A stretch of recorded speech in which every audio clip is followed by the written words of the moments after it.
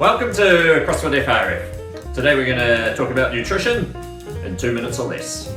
So, meat and vegetables, nuts and seeds, some fruit, little starch, no sugar. What's that really mean?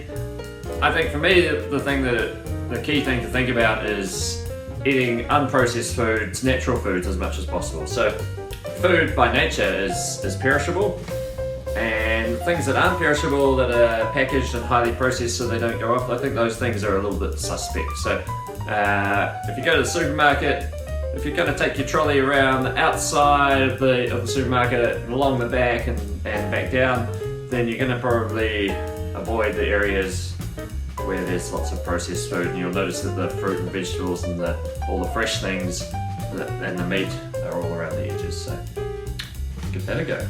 So if you've just started CrossFit and you're wanting to lose some weight or get in shape, and also look at your health, but that dietary prescription is a little bit too much to bite off all in one go. One of the key things to start looking at is to cut out the sugar as much as possible, I think. So reducing your processed sugars and really any processed carbohydrates. So sugar first, and then start looking at other processed foods and trying to go as natural as possible. So that doesn't mean that you have to do it all the time, but just sort of start working towards that. So a lot of people ask if bread, where bread falls into that, because bread's a really big part of what we, our culture in New Zealand and the Western diet in general. So bread's not necessarily bad, but it's very high in refined carbohydrates generally.